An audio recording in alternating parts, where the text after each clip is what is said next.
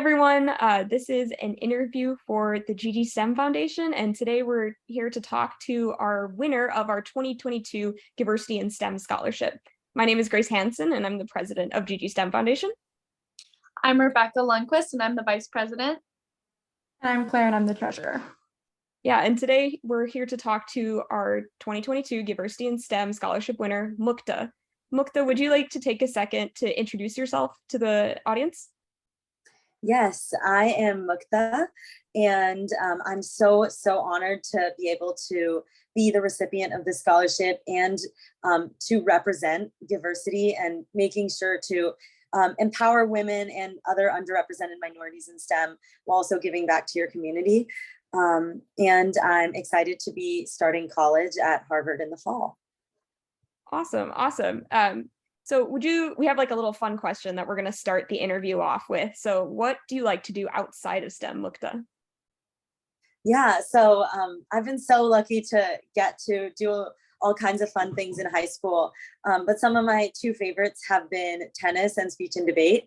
I played tournament tennis throughout middle and high school. And then I've also played on my school's tennis team, which was always a lot of fun, and met so many of my closest friends and mentors through there. And speech and debate has also been an activity that I'm really passionate about. It's just been such a great way to be able to have a platform, even if it's really small, just a judge in a room or just a few competitors, to get to teach people about a new area of the world. And as well as to meet so many amazing people from all over the country. And I've, again, met so many of my closest friends through the activity. So it's really meant a lot to me. That is so awesome. Those sound like two great activities to be involved in. So going back to STEM, what got you interested in STEM, like in the first place? Yeah, so I was really lucky that I grew up in an environment where I think that STEM was really emphasized and appreciated. And that's actually something that inspired me also to start Ever Curious and work towards diversity in STEM. And so growing up, my parents were very kind of used a lot of like little fun ways to get me interested. Like, for example, I remember one thing that my dad used to do when I was younger was to talk about different like energy levels. He would use like different types of chairs. So he would explain like, the deck chair is this level, and then the patio chair is this level, and the beach chair is this level. And so it would just be like fun ways to get me interested. Or like I would have a placemat of the periodic table, and that was like kind of my first taste of chemistry. So I think just like these little moments growing up kind of culminated. And I was really lucky to be able to attend some camps when I was younger at a local museum. And I think just like getting to do so many hands-on activities and just like really dive right in was a huge point of inspiration for me. And so just kind of, I think growing up, seeing STEM not just as a field or as something that's related to academics or studying, but also just like kind of as the world around me and as something to explore and play with was, I think, something that really was a huge part of getting me interested in STEM. That's awesome. I heard you mention Ever Curious, and we'd love for you to tell us a little bit more about Ever Curious and what your plans are for the future and for sustainability. Yeah, so Ever Curious is an organization I created after realizing that there was a need in my community for more STEM education, but specifically vocational and career education around STEM as well. And so essentially, I realized, kind of like I mentioned before, with growing up for me in an environment where STEM was highly valued, I was able to do things like I could ask my mom, like, what does a doctor do? Or I could talk to my neighbor about their work as an engineer or something like that. But I realized that those small moments that I took for granted were things that for a lot of my community, there just wasn't access to. Like, for example, one of my friends in high school worked in a lab to do some research. And so I realized that you could do that you could work in a lab, or that you could try to intern with a researcher when I was in high school. But for a student who didn't have that friend that had worked in a lab, they might have absolutely no idea that working in a lab is even something that you can do, or that there are professors that you can reach out to or programs that you can apply to. And so I realized that at first, I really focused Ever Curious on providing these resources to help students and teachers learn more about STEM. And while that's super important, I also realized that there was this huge need for education specifically focused on careers and vocational education, since our technical institutions and community colleges are sometimes underutilized in the United States, and really do provide pathways in STEM fields. And so that's kind of what provided the inspiration for Ever Curious. And so now, looking to the future, it's been such an amazing experience to work with so many students, and to work with schools and create summer programs. And so we're actually working on a career fair right now, as well as curriculums for summer programs. And going into the future, we have some amazing leaders that I'm still staying involved with, kind of heading up the organization and like being able to check in on how things are going. But I also really strive to empower younger students to kind of take the lead. And so we have some younger students who have been working on the organization who are kind of stepping into leadership roles and moving forward with it. And so I'm really excited for that, as well as I'm really hoping to expand in multiple ways. One is being able to provide more long-term mentorship for students. So not just a one-time activity, but actually kind of a mentorship system that they can engage in the long term and feel like they can always turn to for support, as well as expanding to different parts of the country and providing more services and opportunities for students as well. That is so amazing. We are so happy that you came to all of those realizations, because STEM pathways and the education of STEM pathways is such an important issue happening right now, because a lot of students don't even know their options going into STEM. I wish we had career fairs similar to that when we were younger. That would have been very helpful. So we commend you for all of your efforts with Ever Curious, and we hope to see all of the progression that you have in the future with it too. All right. Our next question for you is, how do you embody the ideals of the GG STEM Foundation? Yeah, so I really love this idea of diversity in STEM, because I think it's so important to recognize that often looking to empower students and make a field more diverse is directly connected to giving. And that means that we do need to give part of ourselves, and like recognize that that there's an important aspect there that relies on being really perceptive to the needs of your community. And I think that that's the way for me that I feel like I best empower the ideal, is working on not just supporting my community, but really like being observant and perceptive to what its specific needs are and what types of problems are happening. So for example, I live in an area that is very up and coming, and there's so much innovation and exciting things happening. But there's also a lot of inequality and a lot of poverty. And so I've realized that because of that, there's these huge opportunities gaps where there's the opportunities that are right there, but they're still inaccessible.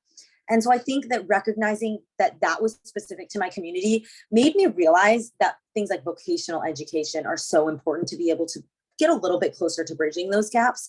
And so I feel that that's one way that I embody this idea of diversity, is not just embodying the spirit of giving and really trying to support my community, but also really trying to be proactive in understanding what my community's needs are and how those connect directly to diversity.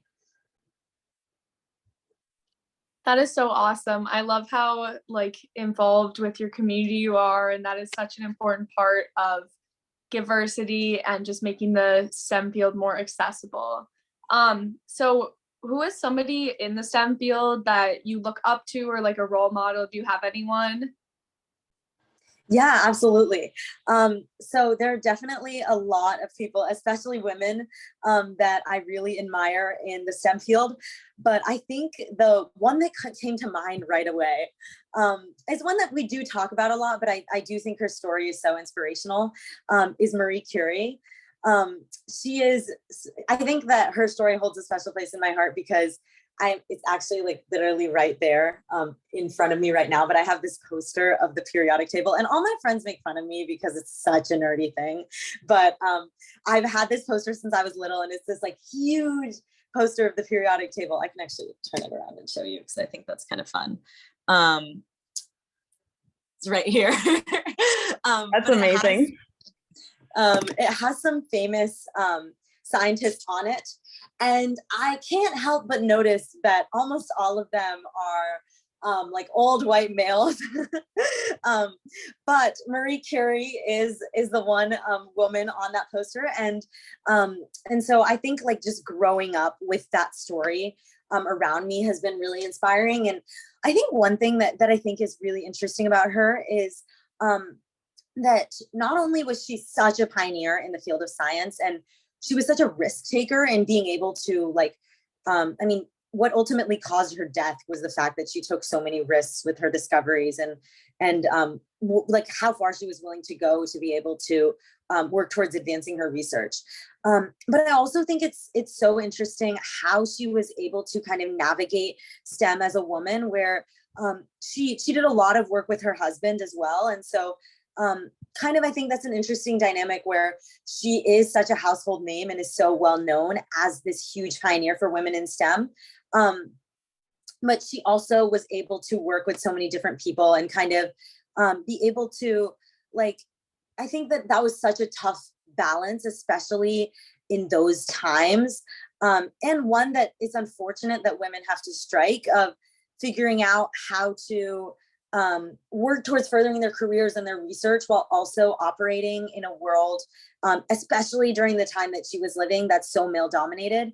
And I think the fact that she was able to work closely with her husband and other men, while also pioneering her own research is a testament to how she was able to really work around obstacles and navigate them in a way that maybe doesn't start a revolution, but it kind of gets her where she needs to be, and maybe small steps are kind of the first start. So I think that she kind of reminds me of that.